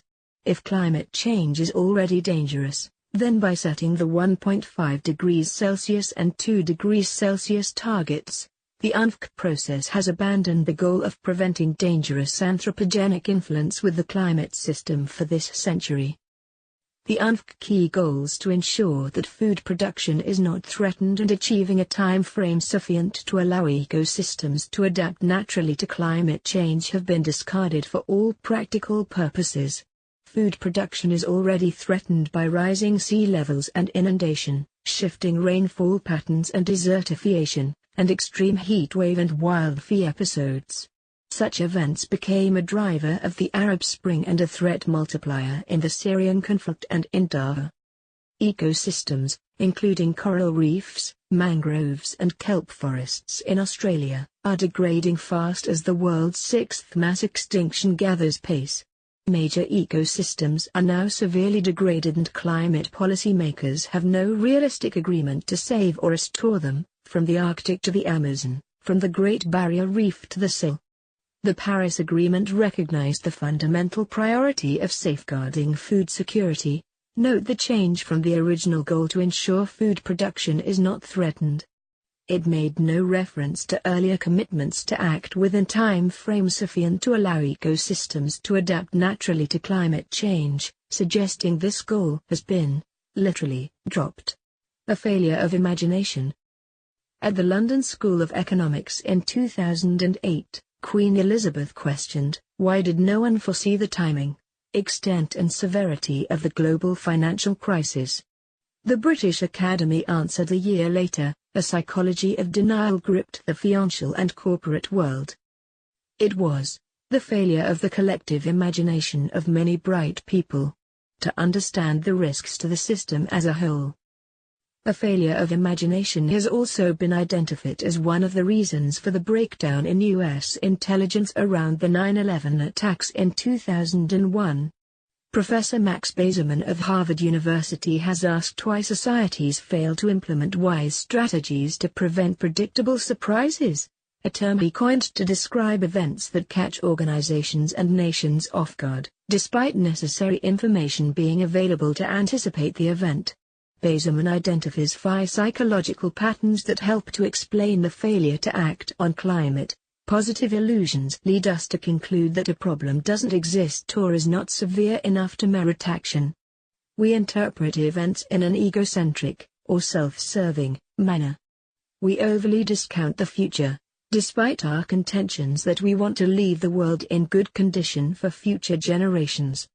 We try desperately to maintain the status quo and refuse to accept any harm, even when the harm would bring about a greater good, and we don't want to invest in preventing a problem that we have not personally experienced or witnessed through vivid data. Bazerman suggests that many political leaders will not want to act until great, demonstrable harm has already occurred. This problem is widespread at senior levels of government and global corporations. A 2016 report, Thinking the Unthinkable, see page 9, based on interviews with top leaders around the world, found that a proliferation of unthinkable events has revealed a new fragility at the highest levels of corporate and public service leaderships. Their ability to spot, identify and handle unexpected, non-normative events is perilously inadequate at critical moments. Remarkably, there remains a deep reluctance, or what might be called executive myopia, to see and contemplate even the possibility that unthinkables might happen, let alone how to handle them. Such failures are manifested in 2 ways in climate policy. At the political, bureaucratic and business levels, in the underplaying of the high-end risks and in failing to recognize that the existential risks of climate change are totally different from other risk categories. And, at the research level, as embodied in IPCC reports, in underestimating climate change impacts, along with an underemphasis on, and poor communication of, the high-end risks. The IPCC reports have not provided a sufficient evidentiary base to answer a key question for normative policymaking: what would be safe? As noted previously, IPCC processes paid little attention to less than 2 degrees Celsius scenarios until prompted to do so by the political sector.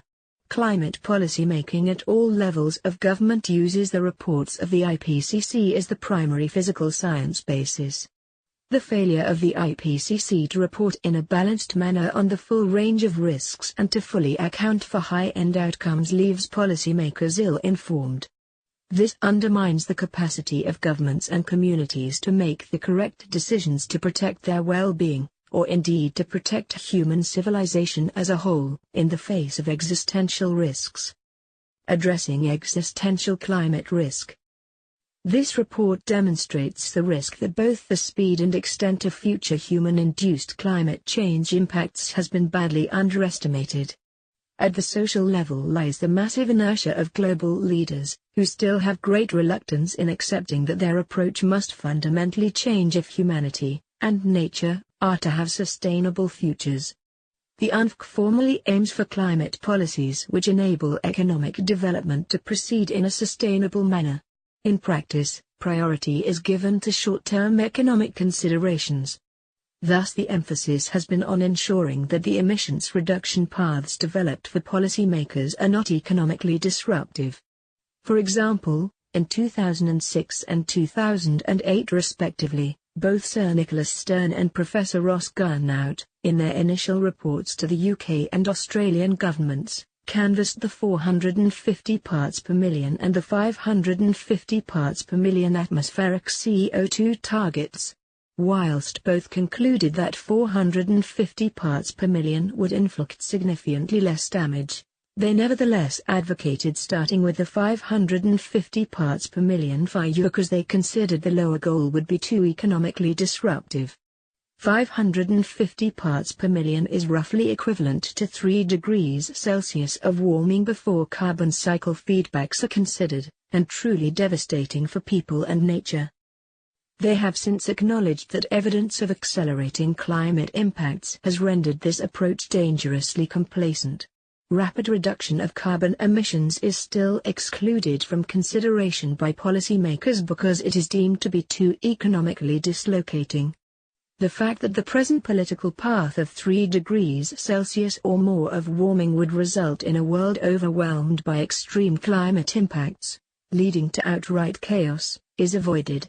The dominant neoliberal framing of progress, through globalization and deregulation, suppresses regulatory action which would address the real climate challenge because it undermines the prevailing political economic orthodoxy.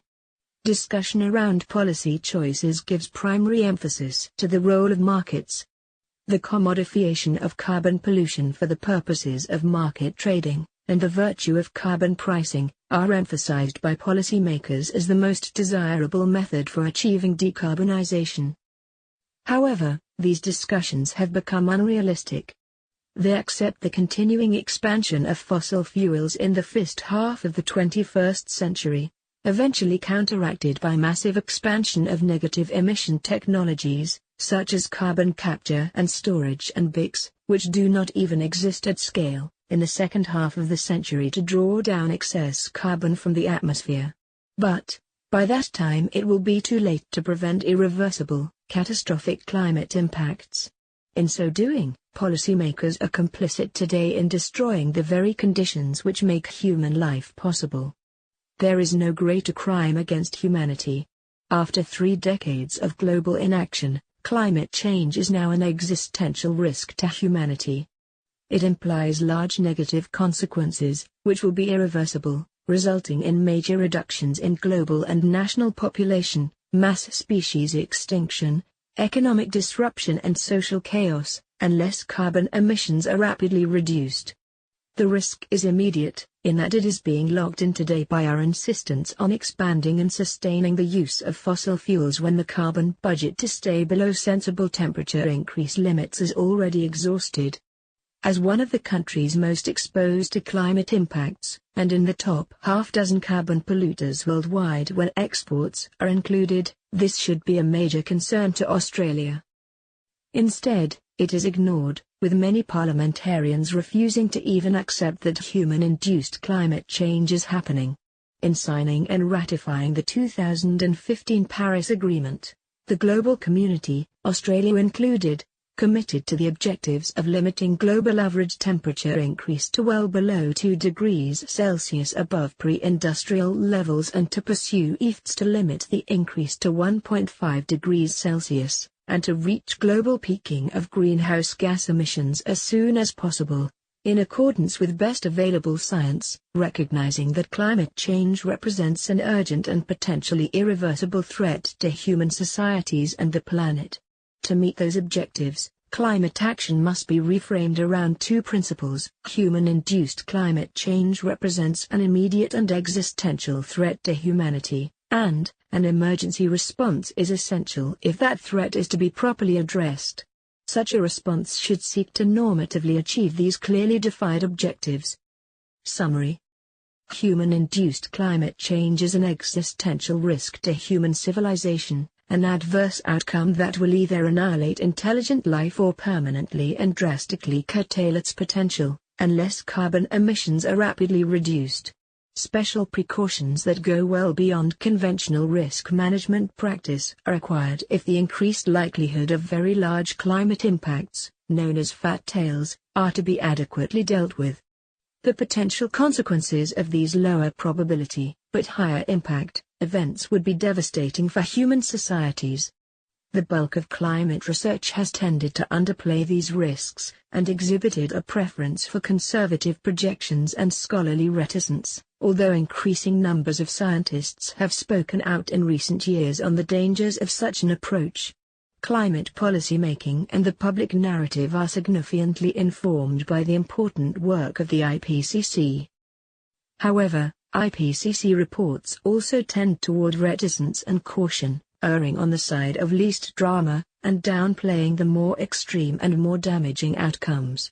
Whilst this has been understandable historically, given the pressure exerted upon the IPCC by political and vested interests, it is now becoming dangerously misleading with the acceleration of climate impacts globally. What were lower probability, higher impact events are now becoming more likely.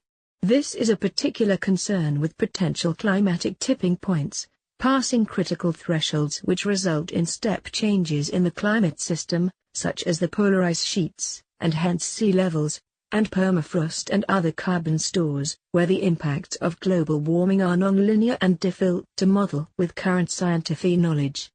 However, the extreme risks to humanity, which these tipping points represent, justify strong precautionary management. Underreporting on these issues is irresponsible, contributing to the failure of imagination that is occurring today in our understanding of, and response to, climate change. If climate policy making is to be soundly based, a reframing of scientific research within an existential risk management framework is now urgently required. This must be taken up not just in the work of the IPCC, but also in the UNFC negotiations if we are to address the real climate challenge. Current processes will not deliver either the speed or the scale of change required. Report authors: Ian Dunlop. Ian Dunlop is a senior member of the advisory board for Breakthrough. Ian was an international oil, gas and coal industry executive, chairman of the Australian Coal Association and chief executive of the Australian Institute of Company Directors. From 1998 to 2000 he chaired the Australian Greenhouse Effect Experts Group on Emissions Trading. Ian is a member of the Club of Rome. David SPRATT. David SPRATT is Research Director for Breakthrough and co-author of Climate Code Red, The Case for Emergency Action. His recent work includes Recount, It's Time to Do the Math Again, Climate Reality Check and Disaster Alley, Climate Change, Conflict and Risk. Publication production by Luke Taylor. Design and layout by Christian Mendoza.